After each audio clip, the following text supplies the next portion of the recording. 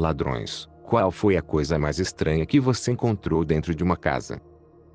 A universidade que eu frequentei era um campus muito antigo construído por volta de 1900. Começou como um antigo colégio feminino com um prédio e cresceu ao longo dos mais de 100 anos para incluir alguns outros edifícios mais modernos. O antigo edifício central estava sempre vazio e constantemente em construção. Mas parecia que o progresso era muito lento. Estava estritamente fora dos limites, com ameaças de expulsão para qualquer aluno pego dentro dele. Eu entrei 3 ou 4 vezes com um amigo. A primeira vez que fizemos um reconhecimento. O prédio era em forma de U com pátios cercado onde a escola mantinha o equipamento de paisagismo. Estava nevando forte, amortecendo o som de passos, e era por volta de 1 hora da manhã. Pulamos a cerca e procuramos acesso. Tudo estava trancado e não queríamos quebrar nada para entrar. Tiramos algumas fotos e anotamos os quartos que tentaríamos invadir. Meu amigo foi pular de volta por cima da cerca, perdeu o equilíbrio e caiu de costas no chão enquanto eu tentava ajudá-lo. Naquele momento, ouvi uma risada jovem ao meu lado,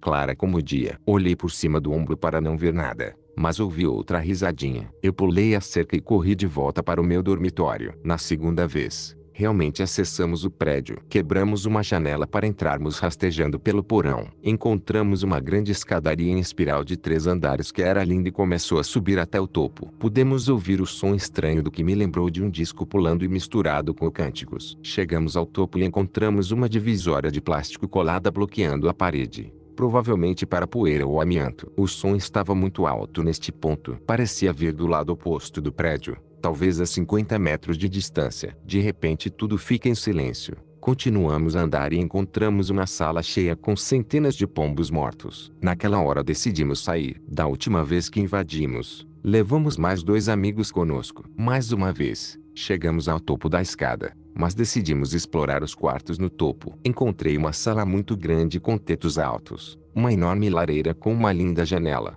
com vista para o campus. Vejo a segurança do campus em seu veículo de patrulhar a cerca de 1 quarteirão de distância, mas acho que ela não nos viu. De repente, ouvimos o som de passos subindo a escada. Nós congelamos e nos alinhamos contra a parede mais próxima da entrada da sala. Os passos claramente chegaram a poucos metros da entrada e pararam. Meu coração estava batendo forte. Estou pensando que é a segurança, estamos ferrados. Estou mais perto da entrada e o cara atrás de mim está me cutucando para olhar. Eu me inclino para frente e espio pela moldura da porta para o corredor para ver nada esperando por nós. Quando eu tinha 14 anos, arrombei a casa de um vizinho e olhei em volta. Encontrei um grande estoque de polaroids de alguns dos meus amigos nus. A maioria era mais jovem do que eu. Fiquei quieto por cerca de 2 semanas apenas tentando entender. Então eu voltei e peguei algumas fotos dos meus melhores amigos e perguntei a eles sobre isso. Nenhum deles tinha ideia de como elas foram tiradas e não conseguiam se lembrar de nunca ter estado na casa do casal. Um de meus amigos contou para sua irmã mais velha, que então foi e confrontou a esposa. Ela disse que também não sabia de nada, mas quando o marido voltou para casa naquela noite, o inferno aconteceu. Ela fez as malas e partiu naquela noite. No dia seguinte, o cara parou a caminho do trabalho e nos ameaçou por bagunçar o casamento dele. Sua casa pegou fogo alguns dias depois, enquanto ele estava no trabalho. Nunca mais falamos sobre isso.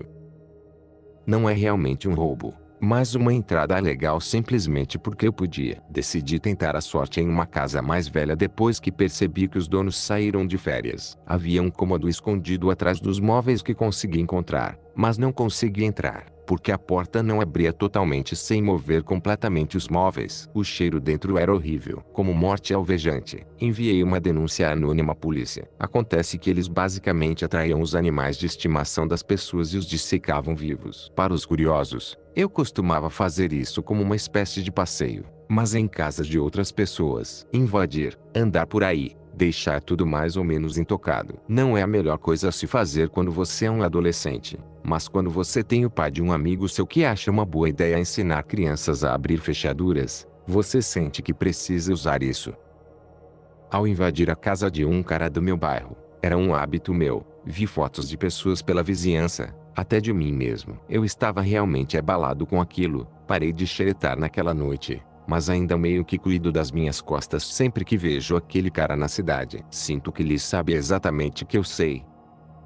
Na verdade não foi um roubo, mas que foi alguém que foi pego. Comprei algumas casas antigas, 100 anos, em um bairro de merda para alugar. Comprei uma casa e encontrei um monte de preservativos usados embaixo de um sofá. Eu os entreguei à polícia por qualquer motivo. Eles executaram um teste de DNA. Acontece que o proprietário anterior era procurado por roubo e estupro. Ele foi pego porque deixou um endereço de encaminhamento para sua nova casa.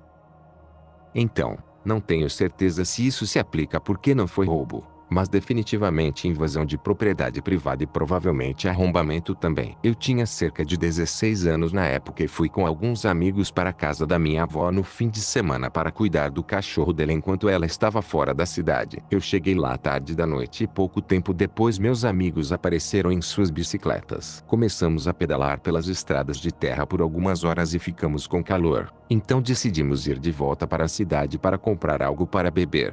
Enquanto voltávamos passamos por uma enorme casa de fazenda em ruínas. Por algum motivo eu tive que parar e olhar para ela. Perguntei aos meus amigos se eles queriam explorar o celeiro atrás dela depois que pegássemos as bebidas. E eles concordaram porque nunca haviam entrado antes também. Mais ou menos uma hora depois, pegamos nossos lanches. Voltamos para a casa da minha avó e pegamos uma mochila para as lanternas e meu pequeno rifle de ação de ferrolho no caso de animais como coiotes e quaisquer outros predadores que pudessem estar vivendo lá dentro. Entramos na casa por uma janela quebrada do porão e nós três imediatamente acendemos nossas lanternas. Cheirava como qualquer porão de mais de 100 anos cheirasse, como eu acho. E a casa era definitivamente assustadora, mas nada fora do comum. Nosso outro amigo apareceu. Então saímos da casa e nos dirigimos ao celeiro. Já estava bem escuro, mas não nos importamos porque tínhamos um rifle, lanternas e mais uma pessoa. Também não estávamos muito preocupados com os animais predadores neste momento,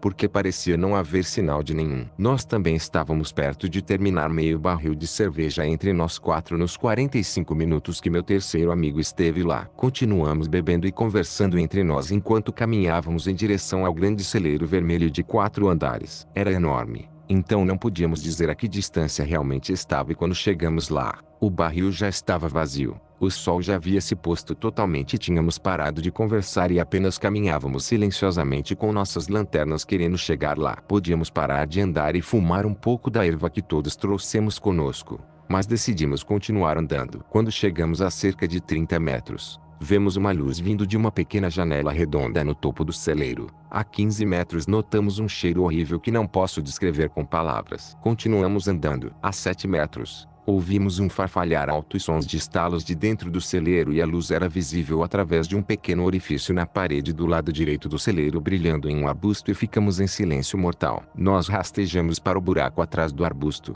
Eu gostaria de não ter olhado porque ainda não estou 100% certo do que vi. Havia sangue, muito sangue, cobrindo cada centímetro do chão de terra e respingando como tinta em tudo que eu podia ver. E muitos aglomerados do que eu só poderia imaginar ser algum tipo de carne. Demorou cerca de 2 minutos para todos nós processarmos coletivamente o que estava acontecendo e todos começarmos a correr de volta para nossas bicicletas em casa. A caminhada de 25 a 30 minutos foi feita em 30 segundos. Eu estava no meio e nunca olhei para trás uma única vez. Meu amigo na minha frente o fez. E a expressão de horror em seu rosto na minha lanterna me garante até hoje que estou feliz por não ter feito isso.